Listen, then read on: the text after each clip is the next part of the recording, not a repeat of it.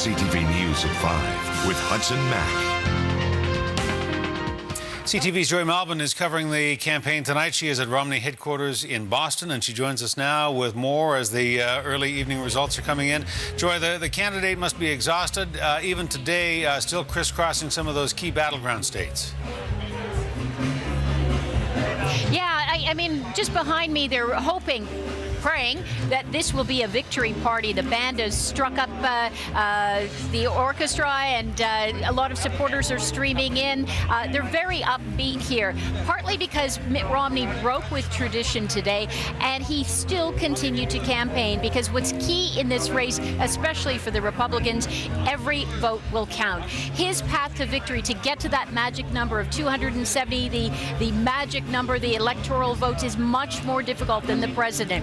That's why all eyes are on Virginia right now. We're waiting for polling to come in, because that was a Republican stronghold for a long, long time.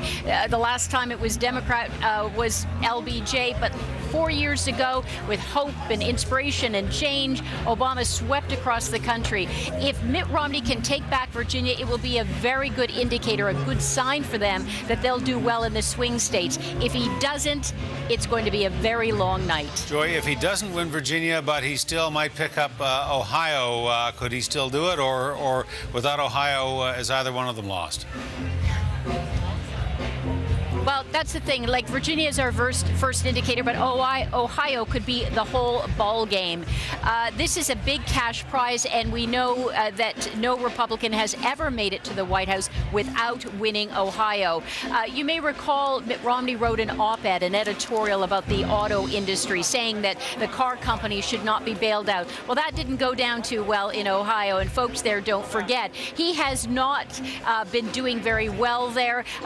Most of the polls have been showing that the president has had an advantage over Mitt Romney in Ohio. So, I mean, if he doesn't get Virginia, if he doesn't get Ohio, North Carolina, it could pretty much be game over. All right, we will let you get back to it. It's going to be an interesting night and a long night for you. Joy Malvin from CTV, thank you for joining us tonight at Romney headquarters in Boston.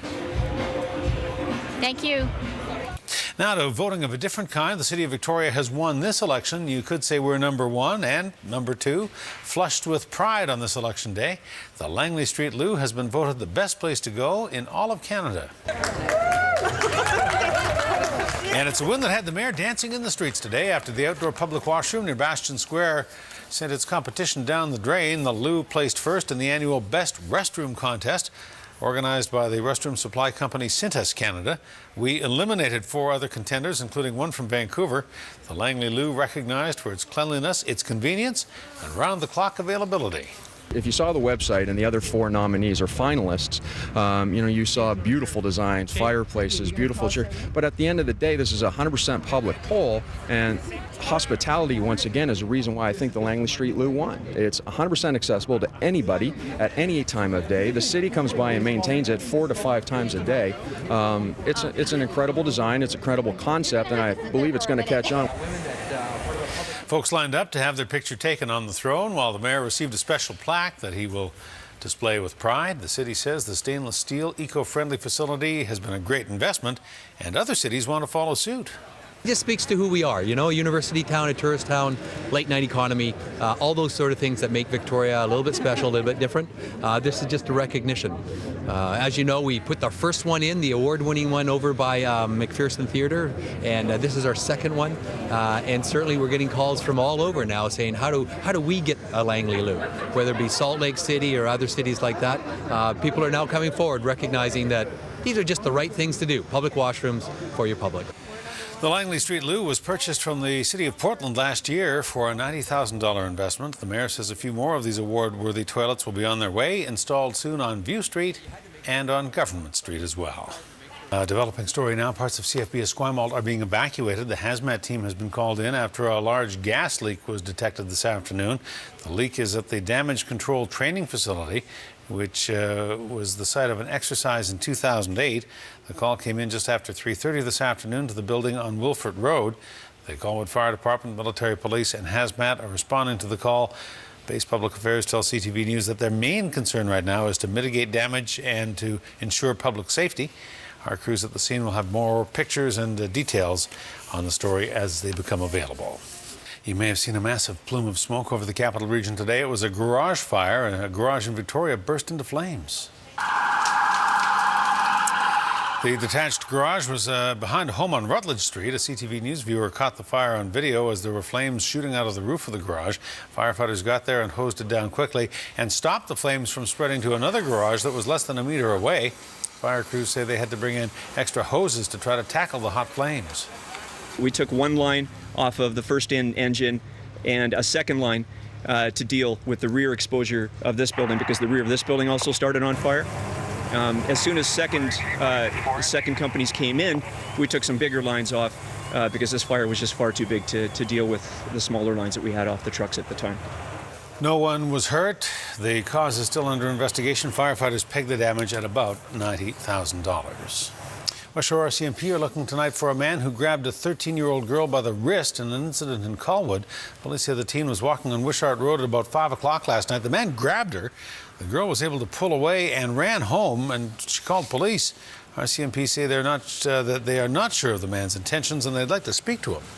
At this time, there's no indications that this person was trying to harm this young person.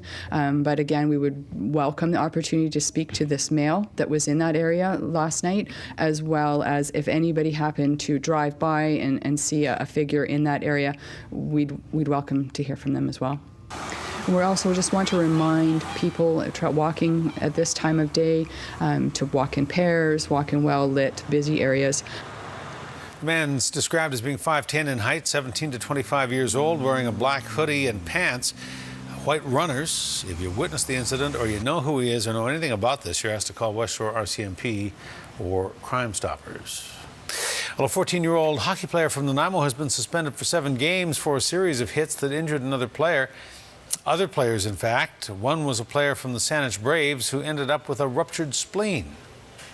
RCMP were called to investigate the hit on the Saanich player, but in the end they said the file was closed because the actions were not with criminal intent.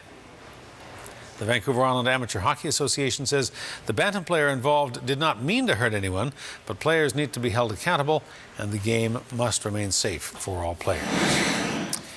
A scuba diver who died off NANOOSE Bay on Friday night has now been identified as a 53-year-old man from Nanaimo. Paul Ravane was diving with a friend at the popular site. When his partner realized he was in distress, his friend was able to get him to shore, but Ravane could not be resuscitated.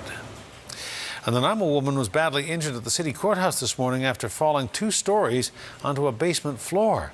RCMP say just after 10 o'clock this morning, the 57-year-old woman fell while walking down the stairs, slipping under a railing and tumbling 2 stories. She suffered serious head injuries and was rushed to Nanaimo Regional General Hospital. Investigators are not sure how she fell, but they say foul play is not suspected.